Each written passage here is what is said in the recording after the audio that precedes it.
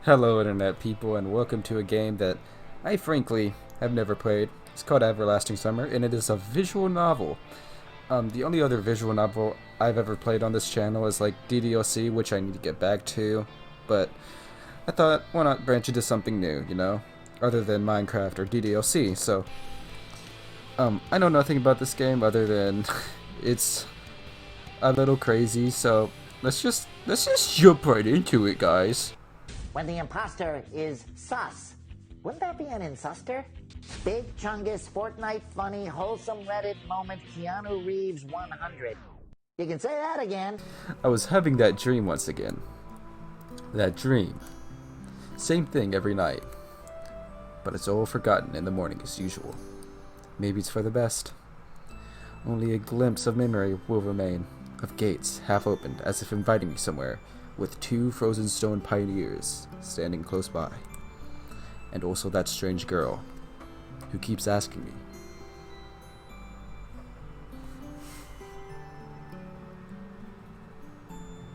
will you come with me? Come. But where? And why? Where am I anyway? Of course, if it all happened in real life, I certainly never would have been scared. Well, where else would one expect to feel? What else would one expect to feel? But this is just a dream. The same one I see every night. There must be a reason. You don't have to know where or why to realize something is really happening. Something desperately seeking my attention. Since everything surrounds me here is real. As real as my own things in my own flat. I could open the gates, hear the hinges creak, brush away the crumbling rust away with my hand, and inhale the fresh, cool air and shiver from the cold. I could, but to do that, I would need to pick myself up, take a step, move my hand. But this is a dream. I understand that, but what of it? What does my understanding change? Because here, it's just like on any other side of the cracked screen of an old TV, which struggles to fight against static noise and strives to show its audience everything without missing a single detail. But the picture is getting blurry. I must be waking up soon. Maybe I should ask her something? The girl. What's her name? About the stars, for instance. Why the stars, though? I would rather ask about the gates. Yes, the gates. She would be so surprised. Or better, why the dot over an I was called a tittle, but the dot over a J was called a superscript dot. Nice letters. As if they don't exist anymore. Still, what do letters, gates, and stars have to do with this place? Because even if I'm having this dream every night, which will be forgotten soon anyway, I gotta look for answers here and now. And there, if you look carefully, you can see the Sorry, give me a minute. Magellanic clouds, as if I've ended up in the northern hemisphere.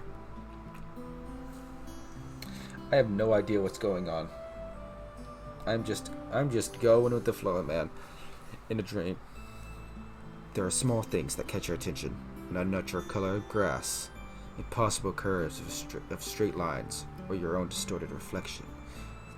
While the real danger, which could put an end to everything right here, right now, seems trivial. It's unnatural. Sits here. You cannot die. I know it for sure. I've done it hundreds of times. But if you cannot die, is there a point in living? I should ask the girl. She's a local. She should know. Yes, exactly. I should ask her about the owl, for example. Oh yeah, the owl up there. Oh, his eyes glue. Is he Sans? Sans in Everlasting Summer? Whoa. What a strange bird it is. Though, it doesn't matter.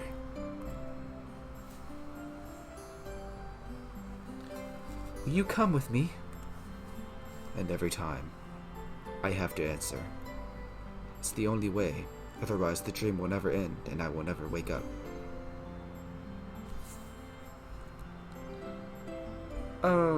Yes, I'll come with you.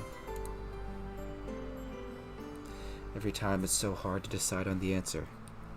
Where I am, what am I doing here, who is she? And why does so much of my life depend on this answer? Or maybe it doesn't. It's just a dream after all. Just a dream.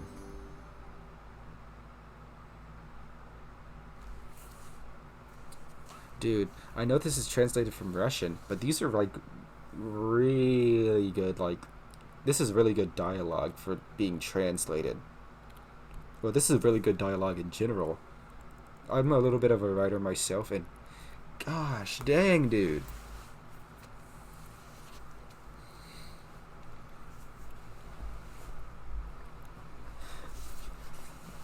I think the only thing I know about this game is like Crab gets deep. It gets really deep at one point. But I forgot what it was like. The computer screen stared at me as if it was alive. He on like 4chan or something? He on a forum page. Wait, no. Is that 4chan? I think it might be. Sometimes it did really seem to me that it was conscious of itself. It had its own thoughts and wishes, ambitions, that it had feelings, could love and suffer. As if, in our relationship, the screen wasn't an instrument. It was me, who was a lifeless piece of plastic and textilite. There is some truth in that, probably because the computer provides 90% of my communication with the outside world. Relatable. Anonymous image boards, some chats from time to time. Rarely ICQ or Jabber, and forums even more rarely.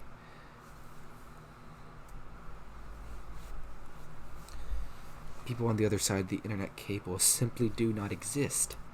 All of them are simply creations of its sick imagination, an error in the source code, or a kernel bug, which started living a life of its own. Never mind, he's not relatable.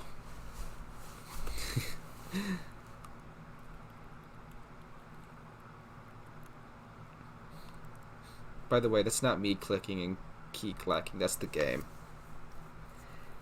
If one looked at my existence from the outside, such thoughts would seem crazy. The psychologist would surely give me a bunch of sophisticated diagnosis, and then maybe write me a doctor's referral to the loony bin. Oh yeah, understandable.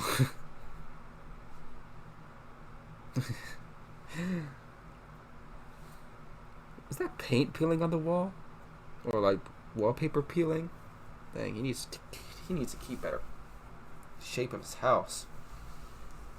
A small apartment with no signs of repair or any semblance of order in it. And it's always the same view out my window on the gray megalopolis. I thought that was Metropolis for a second. Megalopolis. Running somewhere, day and night. Such are the conditions of my life. Ooh, fading with the piano. Well, of course, it didn't all start like this. I was born, went to school and finished it, like all the others. I was accepted at a university where I spent a year and a half trailing behind and struggling. I drifted through several jobs. Sometimes it was working out quite well. Sometimes I was even getting decent money for it. But it all felt like it was not mine, as if taken from another man's biography. I wasn't living life to its fullest. It was looping over and over in monotonous circles, like the movie Groundhog Day. It's just that I had no choice in how to spend my day. Every day repeated itself, the same vicious spiral. A spiral of emptiness, misery, and despair. Ooh, the drums coming in?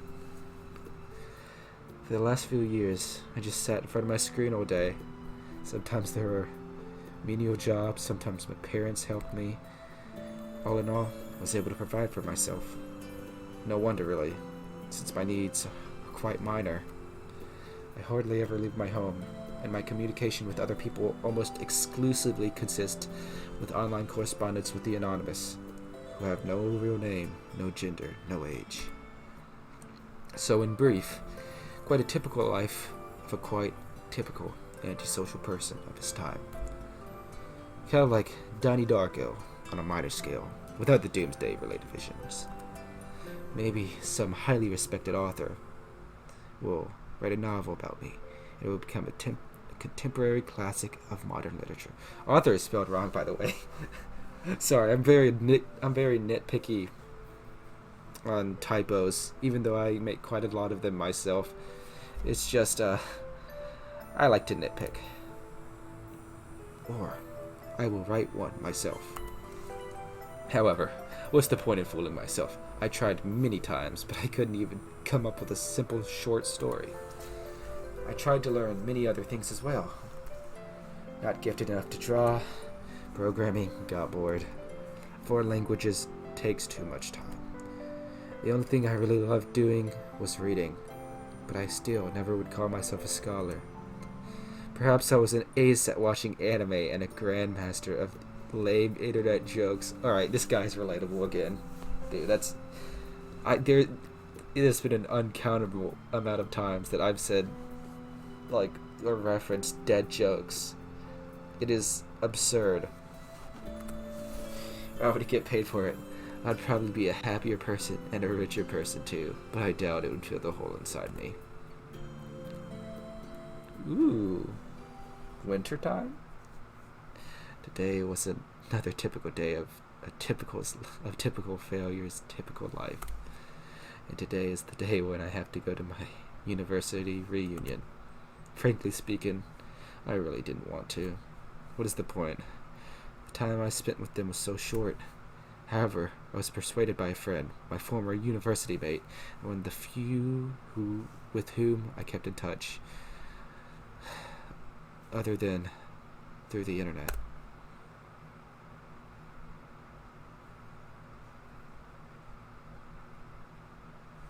Very stylistic. I like the style of this already. Like, it feels like it feels like cartoonish. That's what I meant. Feels very comic book. That's what I mean. Yeah. The way these panels are moving around, or like these panels are like separated. That me? Dude, I'm a Redditor. Yo, with that anime on the that anime frosty evening. Bus stop, waiting. I never liked winter. Alright, shut up, man. Winter is the best. It's the best season. Though, hot summer is not my season either. You know what? Yeah, I agree. Both of them kind of suck. To be honest, all weather sucks, in my opinion. It's just that I see no point. I see no reason to point out any particular time of the year. It just doesn't matter what the weather outside is when you stay at home 24/7. Also true. I just prefer it to be cold because I like to snuggle up in blankets. The bus today was running so late that I was about to curse it all and spend my last few hundred rubles for a taxi. The idea of just returning home didn't cross my mind for some reason. As usual, millions of thoughts flew through my mind, but there was not a single useful one to seize on. Such a thought that you could bring into existence, give a shape, turn into an idea, and put into practice. Maybe I could start my own business? But where do I get the money from? Or maybe I could go back to working in an office. No way. Maybe I should try freelancing, but what skills do I have? And who would want me after all?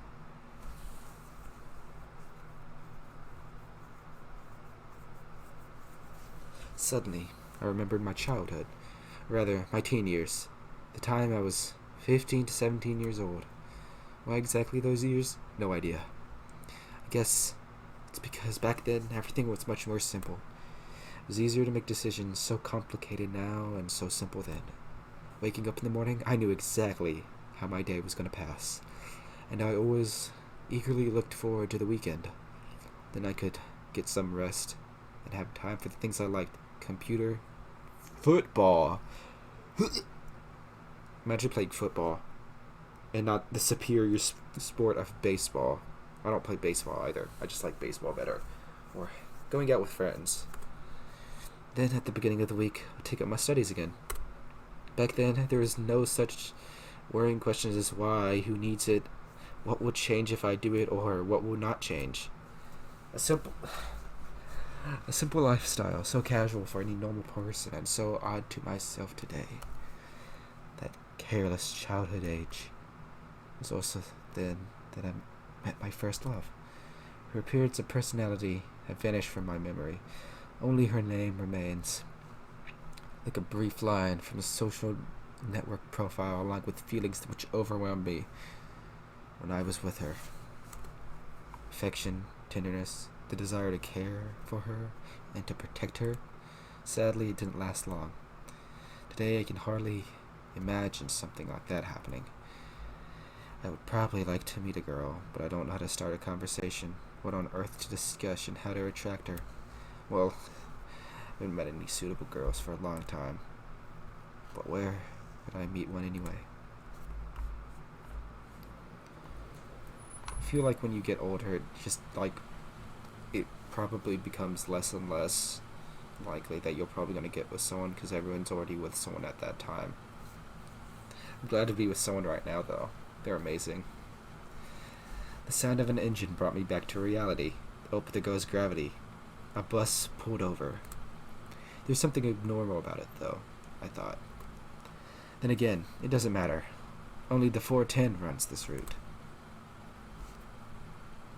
Oh, the bus brings me to a magical land. Ooh, sound effects. Was that bus on fire? Or is that just stylistic light? Street lights pass me by. It's as if their cold light sparks inside me, trying to ignite feelings long dead. Maybe not ignite, just awaken them. Because those feelings, they have been living in me for a long time, slumbering and waking up again. I like this background. I like it like a lot.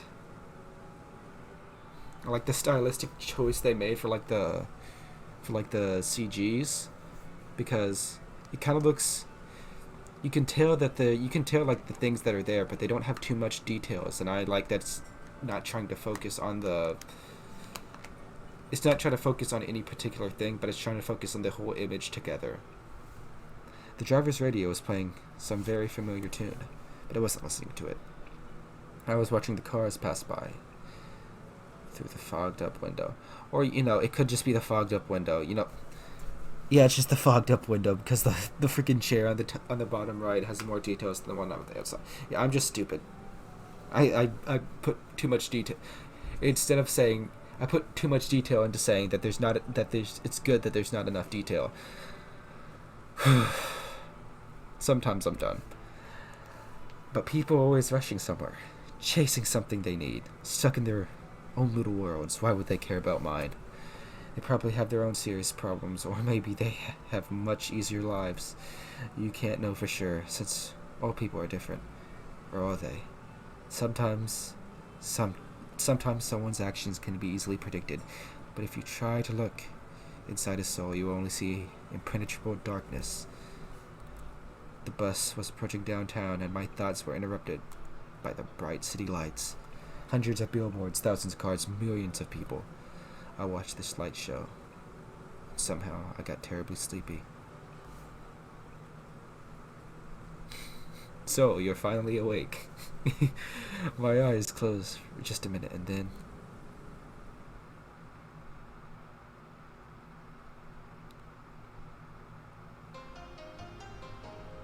Ooh, a cutscene. Oh, I like this.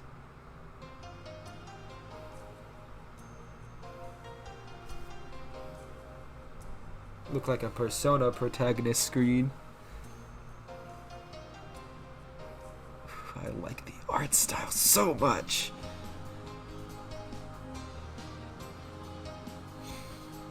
Yo, this look like that battle bus. Who are you? Excuse me? I don't know how to read that. I can't read that language. I can't read these. I don't know. I don't know. Whoa. Boy. Oh boy. I still don't know how to read this. Is this happening? She looked like Hasune Miku. Is that a cat person? What is that? I'm guessing that reads Everlasting Summer in Russian or something. Or in another language. Day 1. Yo, what is this? Five Nights at Freddy's? Night 1? Let's go. Where's Freddy? Bright daylights struck my eyes. First I didn't pay attention. I wasn't fully awake yet. My legs carried me towards the door. Damn. Looks like I fell asleep and missed my stop. Is that our name? Semyon? I thought that said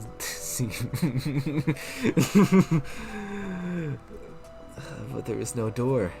I looked around the bus and realized that it wasn't the good, old, worn out LAAZ. Instead, the bus was an Icarus model, a new one. Frozen shock. I was joking about the whole taking me to a different world, but it's not snowy outside. I froze in shock. How? What? Am I dead? Have I been kidnapped? No, I must be dead. I patted myself down feverishly, slapped myself painfully in the face a few times, banged my forehead on the back of one of the bus seats. It's clear.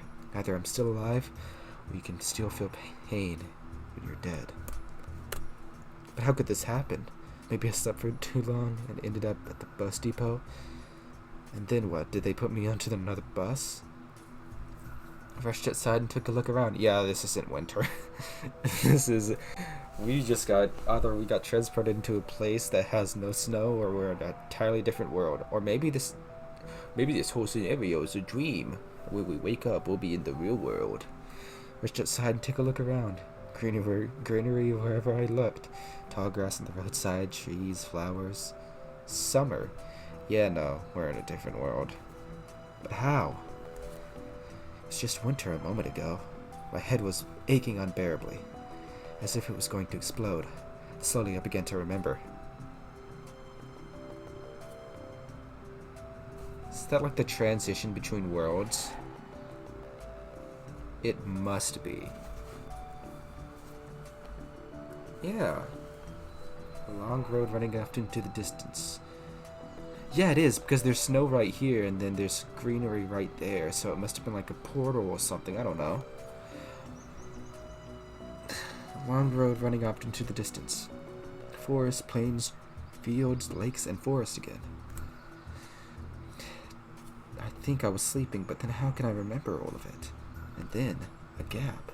Some girl leaning over me. She softly whispered something into my ear. Then a gap again.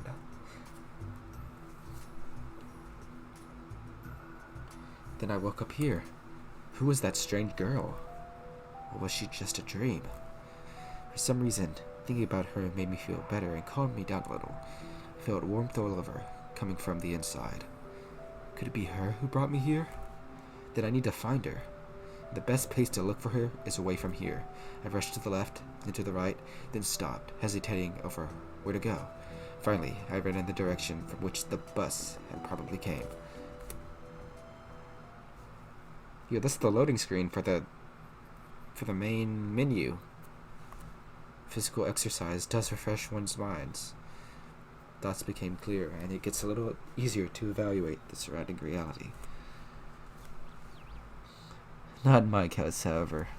I was sitting on the roadside, wheezing and trying to ease my sore throat by gulping breaths of hot air. In any case, the run did its job, and the fear withdrew me for a while. Maybe I am just dreaming. That recalling my self-harm on the bus, I immediately rejected the idea. I am neither dreaming nor dead. A narrow road ran through the field and far into the distance. The exact same road I've seen from my dream. I must be very far away from home. And it's not just that. It was winter yesterday and it's summer now. It's the whole environment. Of course, summer is usually like this, green and hot, but here, everything is not entirely lifelike. Looks like it was taken from the paintings of Russian landscape artists of the 19th century. The grass is just too lush. The bushes are not what bushes should be. They're so thick you can't see anything through them, like treetops, honestly. The trees themselves. The forest was quite far away, but the trees looked as if they had closed their ranks and were just waiting for their order to advance onto the fields and plains. I caught my breath and looked at the bus, which was now barely visible. That was a good run. Fear overtook me once again. Those power lines. There must be people here. But what does it mean? In fact, it means nothing at all. Could they have power lines even in hell? Roasting sinners over hot coals. That's so last century. Must have reached a point of no return, after which you should either lose your mind completely or try to finally understand what is going on. And while I still have a choice, I should pick the second option. I slowly headed to the bus. Of course it was scary, but I'm not likely to find an answer in the fields or in the woods, and this wretched bucket of bullets is the only kind of link that I have with the real world. It's the gate. It's the gate from the dreams. I should carefully scout the area. Savonyak means outlet. A brick wall and its gates crowned with Savonyak sign. Statues of pioneers standing on either side. And an owl road sign nearby showing a bus route. Number 410. Trip's taking a bit too long today. I smirked. Person may start acting inappropriately in extreme situation. Something like that is probably happening to me right now. The place didn't look abandoned at all. No rust on gates, no damage to the walls. That's a lie. I see those gates look damaged a little bit. They look a little bit rusty. Look at the paint chipping. Savonyak. What could have a name like that? Judging by pioneer status, statues, it could be a kid's summer camp. Moreover, it appears to be open. Of course, the simplest explanation, logically speaking, explains nothing at all. The strange girl, the altered bus, summer, pioneer camp. Thousands of theories went through my mind instantly. A game theory. From alien abduction to lethargic sleep. From a hallucination to time and space shift. None was worse than any other, but there really was no way to pick a single one. Then it occurred to me, I could try and make a phone call. Took out my cell phone and dialed the first number from my contact list. But instead of signal bars, the screen was showing a thick cross. Right. There may be no signal in such a remote place. Though, I cannot be the only one who came here. Buses don't drive themselves. I examined the bus from all sides to make sure it wasn't a hallucination. Bits of dirt on the bottom, some rust here and there, faded paint, and worn out tires. No, this is definitely an ordinary Icarus. Yes, exactly the kind of bus which takes you to a place beyond your understanding if you carefully fall asleep. I gave a nervous chuckle. It came out by itself, sporadically, because this wasn't the right place or time to laugh. But where on earth is the driver? I cautiously sat down on the curb beside the bus and started to wait. Curb is spelled with a C and a U. I'm so nitpicky, man. My patience didn't last long. Anxiety seemed to have reached its peak and started to slightly go mad. In such a situation, anyone would have probably felt something similar. Aliens and parallel universes were gone from my imagination, only leaving void and darkness. Is this how everything will end? Is this how my life will end? But I wanted to do so much. There were so many things I had no time for yet. I was overwhelmed by the idea. This was definitely the end. But why? It's not fair. Surely I'm no worse than anyone else. God, why?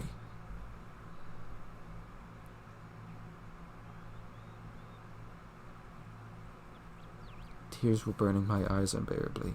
I curled up and started rolling in the grass. Why? What did I do? Why me?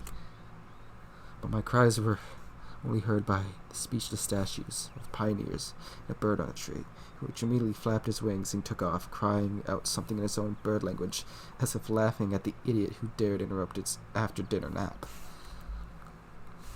I was left breathless from weeping and just lay quietly, sobbing occasionally.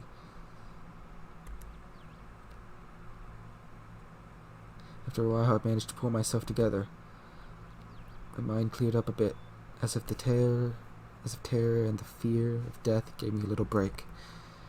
All in all, if someone wanted to kill me, what is this all for? It doesn't look like an experiment either. If this is just some crazy coincidence, then there's probably no threat. Anyway, for now it seems like there's no danger. The panic was soon gone. Of course, blood was still pounding in my temples and my hands were still shaking, but at least I could think clearly now. The rain is gone. Oh man, right now there is nothing I can really change anyway. So, no matter how much I think or how mad I get, it would only make things worse. It's just some actual facts up here. There's no point in making guesses. In any case, I won't learn anything by lounging about here. This camp, if of course it really is a camp, looked like the only place where people could be, so I decided to go there. And hardly had I reached the gates when a girl came up from behind them, wearing a pioneer uniform. My logic didn't let me down this time. Then again, a pioneer uniform in the 21st century. Then again, a girl here. I froze, unable to take a step. I felt very much like running away. Running as far away as I could from this place. Far from this bus, gates, statues, and far from this bloody bird with its siesta. Just running, free like the wind, faster and faster, waving to planets passing by, winking at the galaxies, running, becoming a pulsar ray, and turning into a bestial radiation, running into the face of the unknown. Run, no matter where, as long as it is far away from this place. Meanwhile, the girl came closer and smiled. I could not help but notice her beauty, even though I was trembling with fear. Human instincts work independent of consciousness. While 5% of the brain is responsible for cognitive process, the remaining 95% are always busy sustaining life, and in particular, ensuring the stable functions of the hormonal system. I desperately wanted to get less complicated, and stop thinking of formal quotes from an encyclopedia. Though my thoughts appeared, one by one, being stupid, out of place, as if taken from an internal monologue of the hero of some junky, soft-cover crime fiction book. Pretty Slavic face. Long braids. Wait, did I miss something? Did I miss something? No, I didn't. Pretty Slavic face. Long braids. And long braids that look like 2 armfuls of fresh hay. And blue eyes that you could drown in. Hi. You must have just arrived? I'm gonna reply. Seems like a nice person. Yeah. Alright then, welcome. She smiled broadly. Strange, it looked like it looked as if I just seen a normal girl in front of me. But I shouldn't have returned here. The woods and fields seemed way better. But what shall I try to do next? Try and speak with her as if she was human, run away, or what? The blood was pumping unbearably in my head, tearing it apart from the inside. A little more, and the poor pioneer girl would be splattered with gruesome contents of my skull. What's so funny about that? The girl looked me over, sent shivers down my spine, and my knees started to tremble. Nothing. Great then. Great, what's so great about that? Suddenly a thought crossed my mind. To hell with it. Forget the bus behind me. The fact that it was winter yesterday and summer today. I wanted to rip off my itchy sweater and just accept that this was all happening. Everything is as it should be. All this is for the best. Would you happen to know?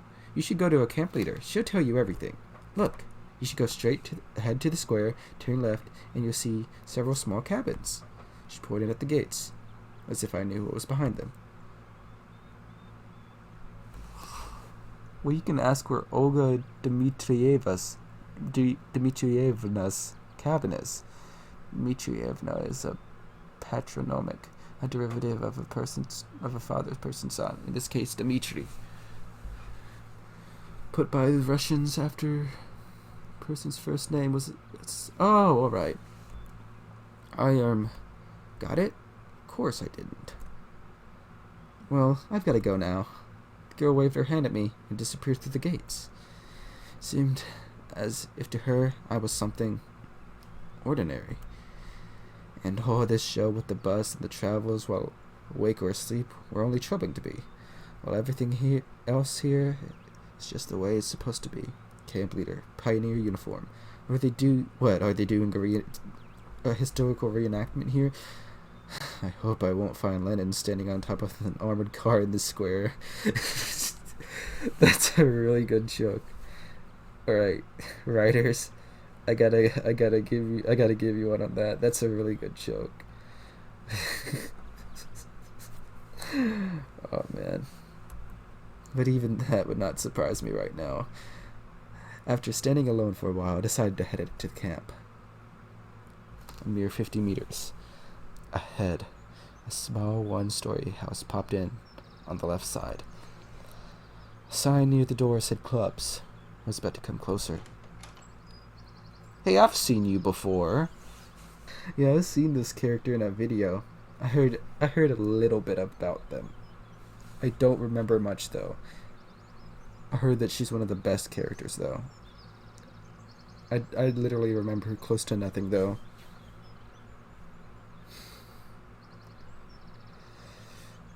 Right, let's continue. The door suddenly opened. A short girl wearing a pioneer uniform came out. Her pretty face gave me the impression of one suffering for the fate of the whole mankind with a truly universal sorrow. As soon as she saw me, the girl froze. The girl froze as if frightened. I froze too, considering what was the best thing to do, to approach first or wait until she showed me some initiative. Maybe run away after all. Although this last option was constantly being suggested only by my self-preservation instinct, at least that's what I'd like to believe. Not the worst human instinct, but far from the most logical.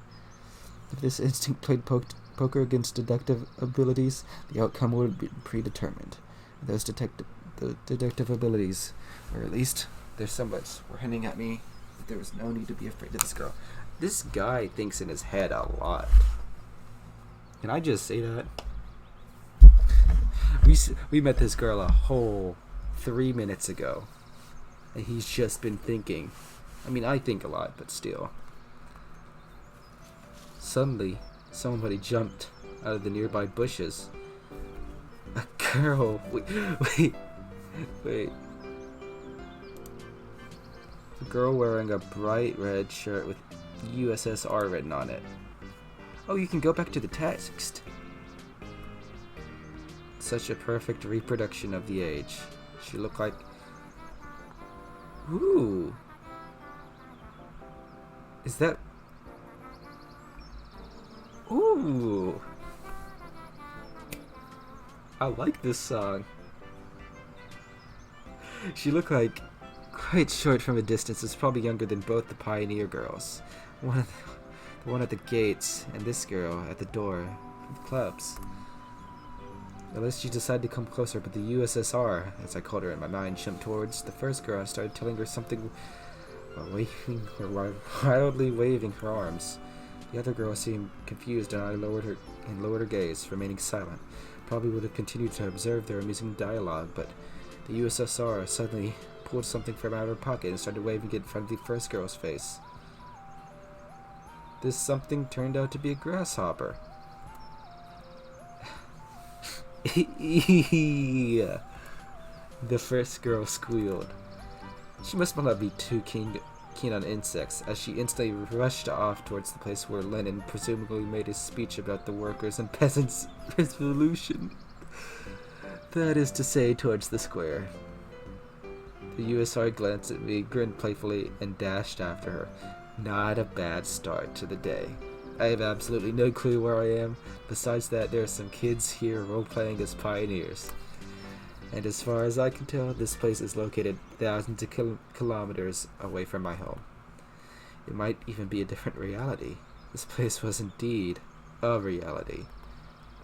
I mean, everything around me seemed so real, as if a little embellished, that I was starting to think that my previous life could have been just a dream.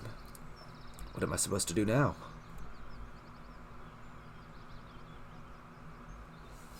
And that is where we will end it for today. How do I... Yeah, that's where we're ending it for today. Because I've been going on for... How long have I been going on for? Let me check. I don't know how long I've been going on for, but I feel like this would be a good place to stop. It's not a cliffhanger. It's like we're just kind of getting into the groove, you know. We haven't really accomplished much anymore. I'm ending the video. I can't. My mind's. It is 11 o'clock at night right now. It's 11:30. I need to get this video edited. So, thanks for watching. Hope you enjoyed the next one. See ya.